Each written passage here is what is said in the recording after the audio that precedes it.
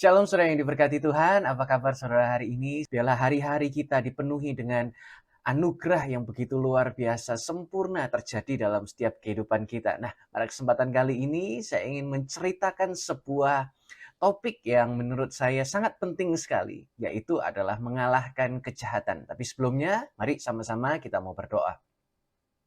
Kami mengucap syukur Tuhan untuk kesempatan kali ini kami boleh berkumpul bersama satu hati. Kami mau mendengarkan kebenaran firman-Mu Tuhan. Kami percaya bahwa biarlah firman-Mu yang membuat hidup kami diubahkan, hidup kami dimenangkan. Dan kami percaya bahwa hari-hari kami adalah hari-hari yang penuh dengan keajaiban Tuhan. Engkau memberkati kami Tuhan, tuntun kami. Dan biarlah setiap firman yang ditabur bertumbuh, berbuah, dan mendatangkan kebaikan di dalam nama Yesus Kristus. Yang percaya diberkati Tuhan, sama-sama kita berkata, amin, amin, amin, amin. Nah, pada kesempatan kali ini saya ingin menyampaikan sebuah kabar baik. Katakan kabar baik, 1, 2, 3, kabar baik. Nah, saudara tahu bahwa Tuhan menentukan kita itu untuk mengalahkan kejahatan. Ya, Tuhan telah merancangkan hidup kita itu untuk menjadi pemenang. Bahkan Bible berkata, kita adalah lebih daripada pemenang. Sedangkan yang sering kali terjadi adalah banyak dari anak-anak Tuhan itu menjadi pribadi-pribadi yang kalah, bahkan menjadi pribadi-pribadi yang lemah karena keadaan yang sedang terjadi di dalam kehidupannya.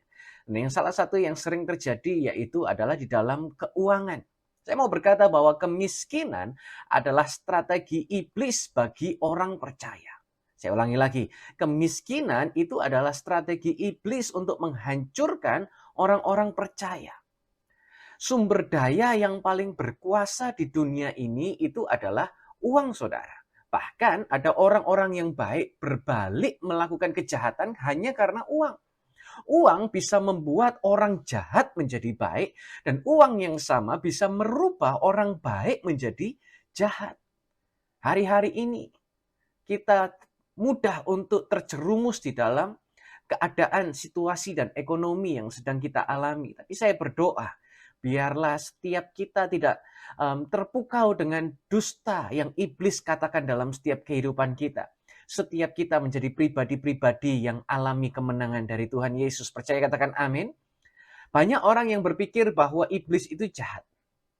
Siapa yang setuju kalau iblis itu jahat? Amin, katakan. Saya mau berkata bahwa iblis itu tidak jahat, saudara. Yang jahat itu adalah cinta akan uang.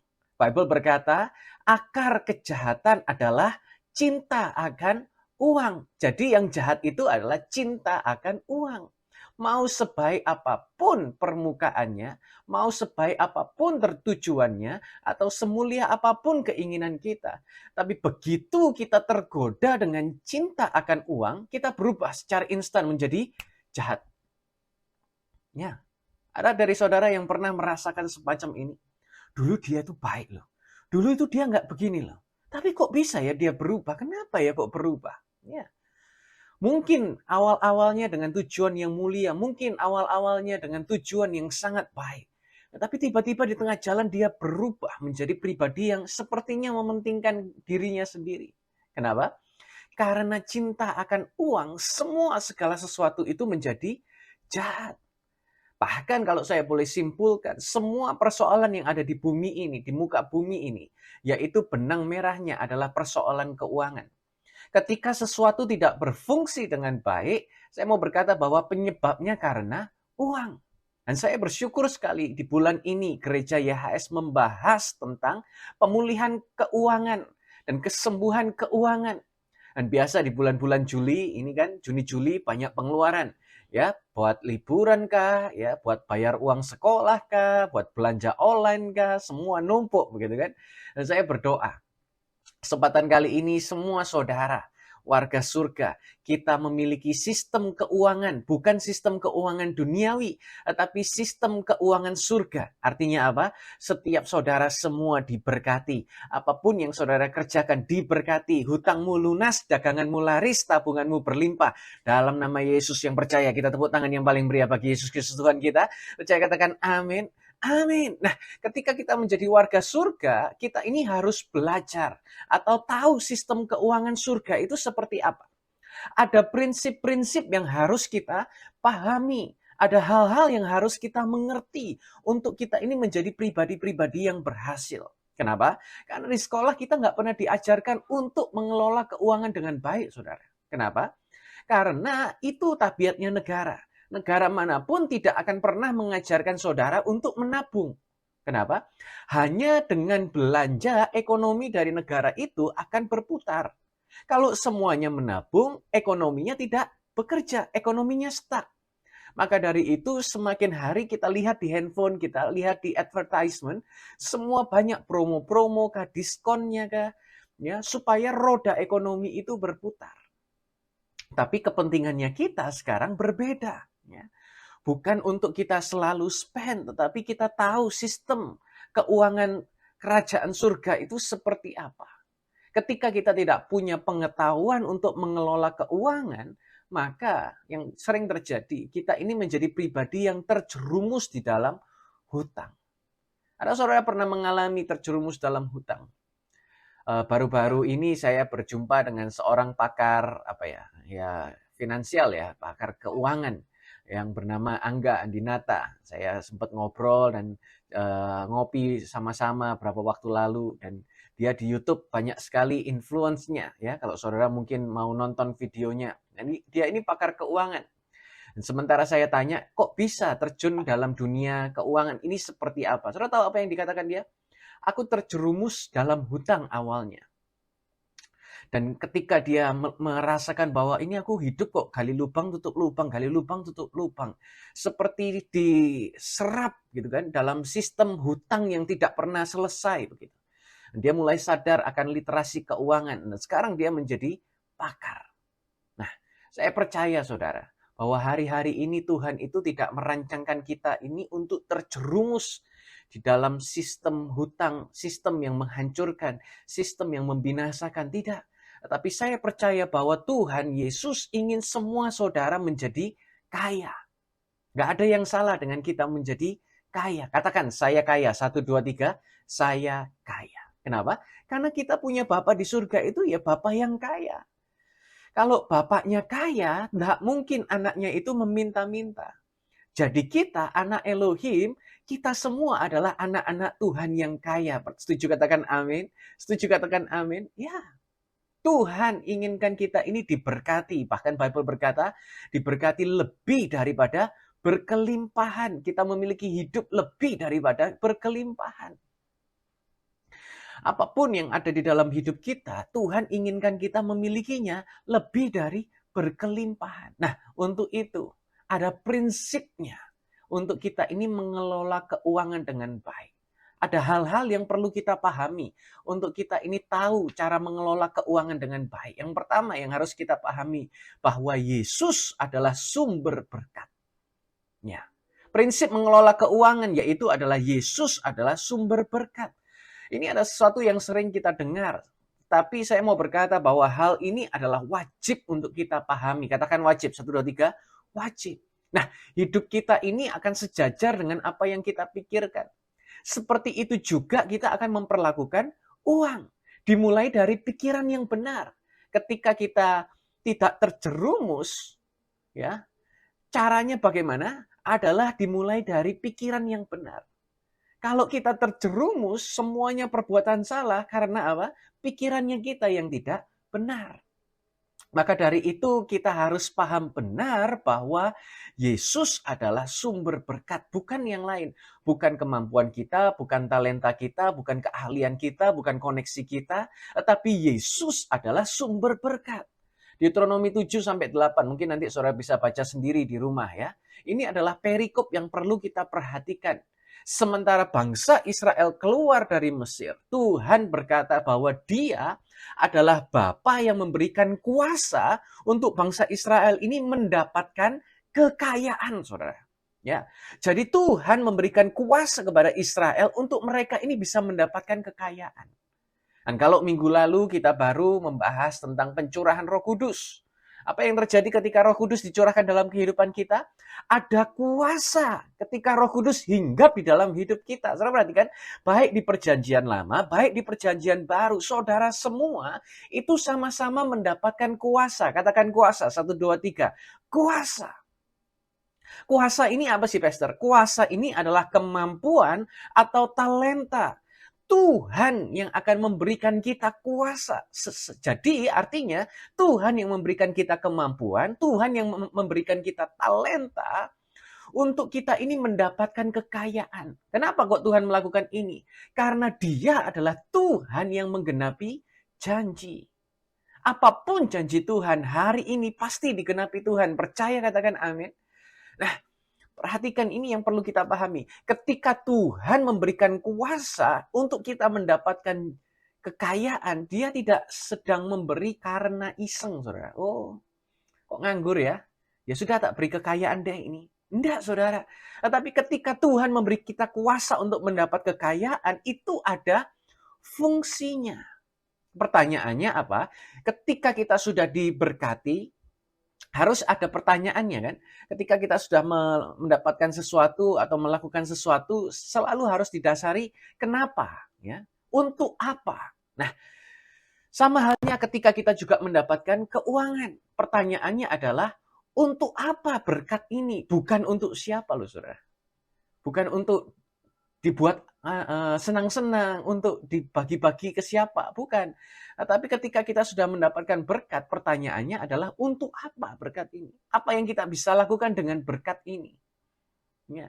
Pastor Hana punya satu kalimat yang bagus, dia selalu berkata bahwa sehat, kuat, panjang umur diberkati untuk menjadi berkat.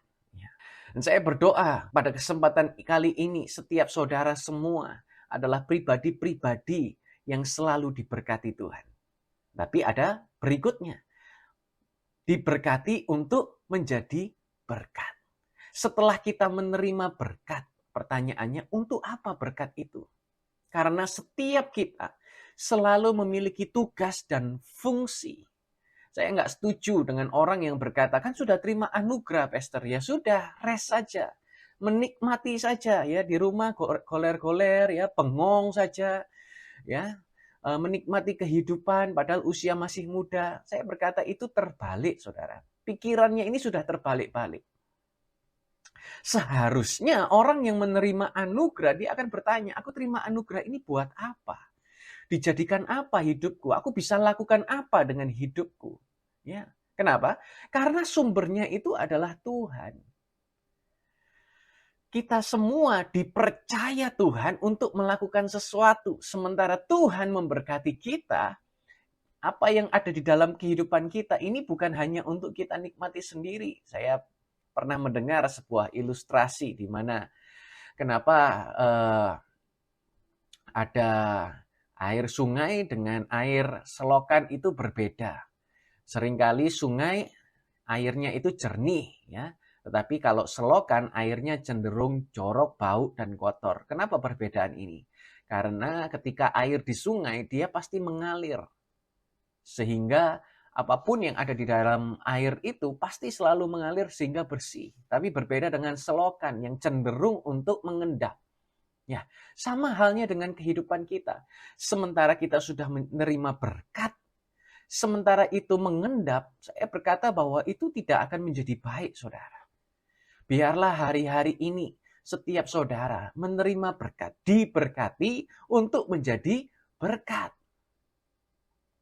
Dan sementara kita diberkati Tuhan, yakin dan percaya, saudara ini ditentukan untuk melakukan perkara-perkara yang hebat, melakukan perkara-perkara yang heran, saudara.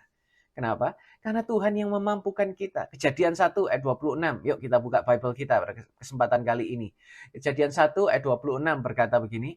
Lalu Elohim berfirman, biarlah kita menjadikan manusia dalam citra dan rupa kita. Dan biarlah mereka berkuasa atas ikan di laut, atas burung di udara, atas ternak, dan atas seluruh bumi, dan atas segala binatang yang merayap di bumi. Saudara perhatikan kata ini. Biarlah mereka berkuasa. Wah, ini nggak main-main loh, saudara. Tuhan menginginkan kita untuk menjadi pribadi yang berkuasa. Ini loh, rancangannya Tuhan ketika Tuhan menciptakan manusia itu ini, saudara. Fondasinya itu ini, untuk kita ini berkuasa. Dan Bible menceritakan tentang seorang yang memiliki harta warisan. Seorang yang memiliki aset, ya. Sementara dia memiliki aset, dia berikan kepada pengelola. Dan pemilik aset ini berkata sementara dia pergi, kamu dikasih 5, kamu dikasih 2, dan 1 dikasih 1 talenta. Pada seorang diberikan 5 talenta. Dan ketika saya pelajari tentang talenta, ternyata talenta ini adalah sejumlah uang, saudara. 1 talenta kalau di zaman itu adalah 6.000 dinar. Dan 1 dinar itu adalah upah dari 1 hari kerja. Jadi kalau 1 talenta itu adalah kurang lebih 15 tahun kerja. Ya. 6.000 dibagi 365 hari. 1 dinar 1 hari kerja. 6.000 dinar 1 talenta. Jadi kurang lebih 15 tahun bekerja itu uang. Ya. Mata currency yang diberikan pada pemilik, kepada pengelola. Bible berkata kepada seorang diberi 5 talenta, kepada yang lain diberi 2 talenta. Mereka diberi sesuai dengan kemampuan mereka masing-masing. Perhatikan, artinya apa? Pemilik tidak memberi berdasarkan seberapa banyak yang dia miliki. Tetapi pemilik memberi berdasarkan seberapa banyak pengelola ini bisa mengelola. Saya percaya bahwa pemilik ini memiliki jauh lebih banyak daripada apa yang dia berikan pada waktu ini. Tetapi pemilik memberi berdasarkan seberapa banyak yang bisa dikelola oleh si pengelola. Saudara tahu bahwa surga itu tidak memiliki batasan, saudara. Di surga itu tidak ada limit daripada kekayaan materi yang begitu luar biasa dahsyat. Dan pemilik ini memberi berdasarkan seberapa banyak mereka bisa mengelola. Jadi bukan Tuhan yang menentukan seberapa banyak kita ini bisa diberkati, tetapi diri kita sendiri yang menentukan seberapa banyak kita ini bisa mengelola. Ketika saudara berdoa, Tuhan berkati aku, Tuhan berkati aku. Nah, bagaimana kita mau diberkati sedangkan melakukan perpuluhan saja tidak? Suatu yang paling sederhana saja tidak kita lakukan. Tuhan tidak akan memberkati kita dengan sesuatu yang kita tidak bisa kelola. Ini yang menarik. Karena setelah talenta itu diberikan, apa yang dilakukan pemilik? Ternyata pemilik itu pergi. Ya. Setelah tadi diberikan 5, 2, dan 1 talenta, pemilik itu pergi meninggalkan mereka. Dengan kata lain, terserah mau diapakan talenta itu. 15 tahun kerja itu terserah mau diapakan. Mau diapakan uang kita hari-hari ini juga terserah Tuhan. Tidak menuntut bagaimana kita menggunakan keuangan kita hari-hari ini. Tetapi Tuhan akan melihat bagaimana cara kita mengelola. Sama dengan Adam.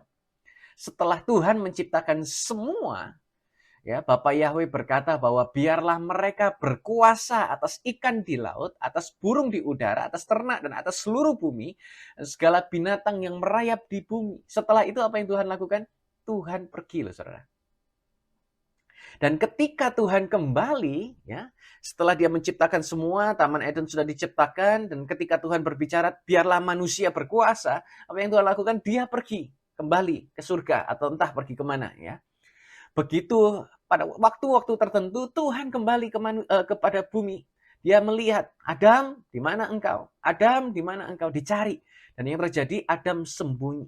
Ternyata, yang tadinya Bapak Yahweh berkata, biarlah manusia berkuasa.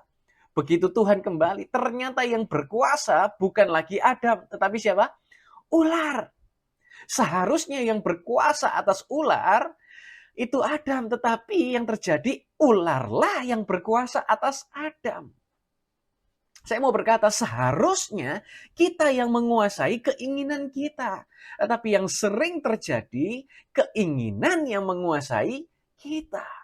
Saya mau berkata bahwa apa yang kita tidak kelola itu pasti buruk, saudara.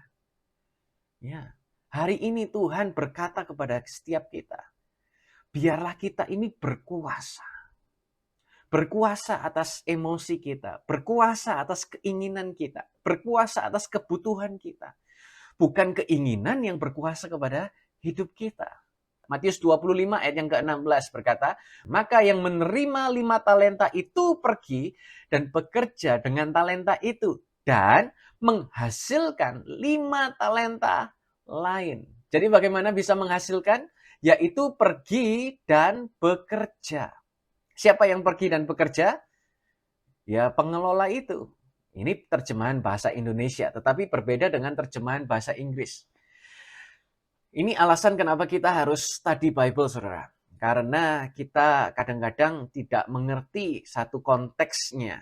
Dan kita perlu untuk memahami dengan terjemahan-terjemahan yang lain. Baik bahasa Indonesia, bahasa Inggris, kalau lebih detail lagi, saudara bisa belajar bahasa Ibrani atau bahasa Yunani. Ya. Yuk kita simak sama-sama. Siapa yang bekerja sebenarnya? Matius 25 ayat 16. The man who received 5 bags of gold went at once and put his money to work and gained 5 bags more. Put his money to work. Jadi pengelola ini menaruh uangnya untuk bekerja. Ternyata terjemahan bahasa Inggris menjelaskan yang kerja bukanlah pengelola, tetapi yang bekerja adalah money to the work. Put his money to the work. Uangnya yang bekerja. Setiap kali Tuhan memberikan sumber daya kepada kita, desain itu bahwa sumber daya itu yang bekerja untuk kita, bukan kita bekerja untuk mendapatkan sumber daya. Tapi yang sering kali terjadi adalah terbalik, saudara. Kembali lagi kalimatnya adalah Tuhan menetapkan kita untuk berkuasa. Kita yang bekerja untuk mendapatkan keuangan. Kita yang mendapatkan penghasilan. Dalam sistem kerajaan surga, saudara tidak kerja untuk mendapatkan uang. Tetapi dalam sistem kerajaan surga, uang yang bekerja untuk saudara. Tapi yang terjadi realitanya adalah banyak dari kita yang bekerja dan bekerja, ada 2-3 pekerjaan, semua di lembur, bahkan sampai subuh, ya, sampai begadang-begadang. Saya sempat baca berita, saudara. Ada judul di berita yang menarik perhatian saya. Selain kasus pria alami koma setelah tidur di atas jam 12 malam, wanita asal Indonesia ini justru meninggal akibat begadang. Saudara lihat, ini loh yang terjadi kalau kita tidak berkuasa. Ya, ini loh yang terjadi kalau kita tidak memiliki kehidupan yang sesuai dengan desainnya Tuhan. Ini loh yang terjadi kalau kita tidak mengikuti apa yang Tuhan sudah tetapkan dalam setiap kehidupan kita. Ini yang membuat kita ini mati muda, depresi, penyakitan. Setiap pagi saya selalu mendoakan di doa pagi kita melalui YHS Media jam 5 pagi. Di sana ada puluhan orang yang minta didoakan. Pertama mungkin cuma 15 orang, 20 orang. Mulai tambah banyak 30, 40, 50, terakhir sampai 88 orang, saudara. Saya setengah jam doakan orang itu nggak beres-beres. Yang sakit lah, yang hutang lah, yang ini, yang itulah.